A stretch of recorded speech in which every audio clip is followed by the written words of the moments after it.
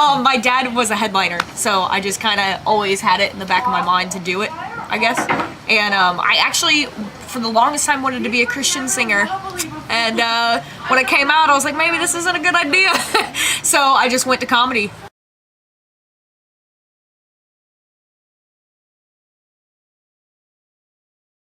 It was shaking. It was really bad. My entire set was about farts, which is a comedy cop-out, so that's how that went.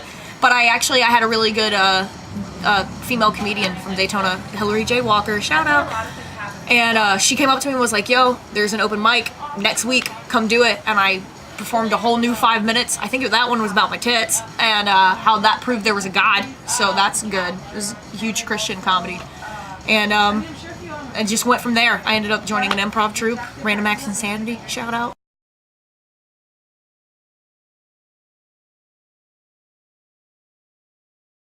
I recently started doing Vines, and I have 10 Vines now. So I'm gonna be famous anytime soon. But I also I'm really starting to enjoy social media and all the things that we have, because my dad didn't have that, and I discuss it with him all the time. He's like, I'm extremely jealous that you get to do Vine, Twitter, Facebook. And also, I want to eventually do YouTube, but I don't have the patience. It's 7-second time span's good for me right now. Eventually, skits.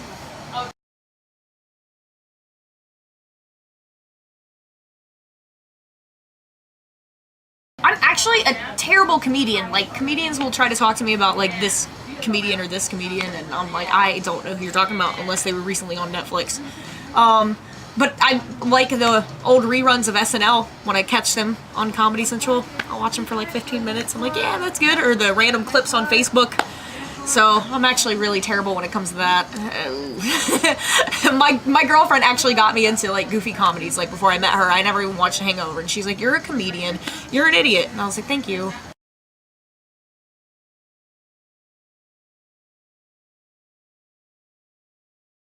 I really like documentaries on comedians. I watched the one on Phyllis Diller and other comedians that I don't remember their names because I'm an asshole.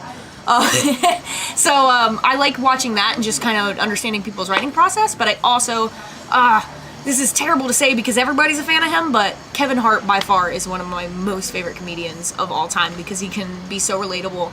And I think what I really like about him is the fact that all his jokes, you can take them out of context and make it hilarious. I also work at a restaurant, and there are times that we are having such a horrible day, but then if a cook just randomly says pineapples, or you gonna learn today to give me this long dick, then that immediately lightens up the mood. And eventually that's what I want to do with my comedy, is just have something to where you can just quote one thing that doesn't make any sense unless you've seen my shit and it'll change somebody's mood.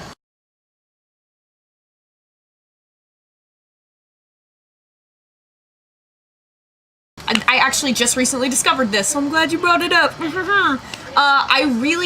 One time I did a stand-up thing, and I was trying to find my niche, because for the longest time, my niche was being Christian, and being a Christian comedian, and being a virgin Christian comedian, waiting till marriage to take the peen.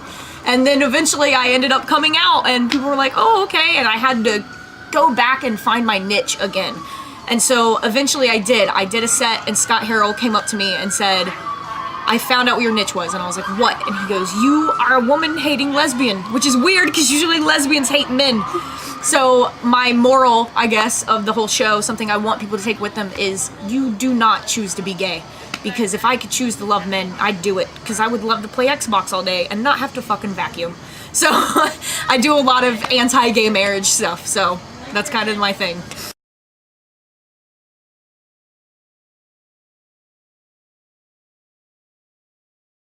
Chelsea Handler, because I really want to bang the shit out of her.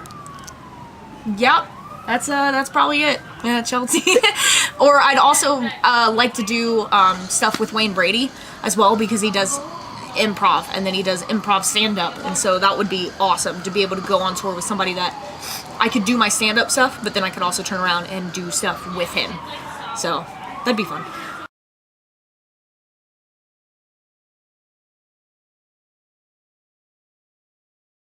The people in Daytona already tear me up enough.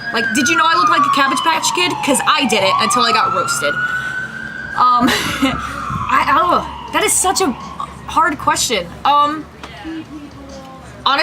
After seeing the roast of Justin Bieber, I'd love for Justin Bieber to roast me. I know he's not a comedian, that's a terrible answer, but his was on point. Kevin Hart, I guess? I don't know. Oh my god. Probably just 5 really hot girl comedians.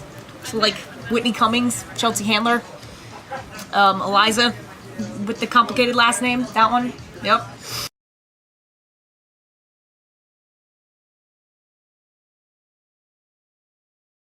I better not be living here. I really eventually want to be headlining, and then I do want to release. I'm really working hard on getting recording studio equipment in my house. I'm going to start recording my songs and start actually focusing on my stuff. So I definitely want to be either living in New York or LA and becoming something, not still working at a restaurant. That'd be nice.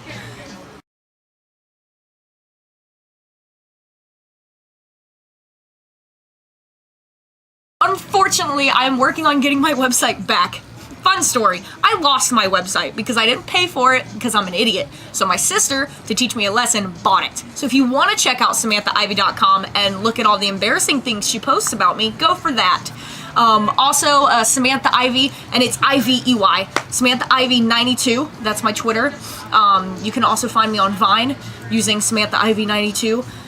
And then on Facebook, comedian Samantha Ivey, Ivey again. And that's about it.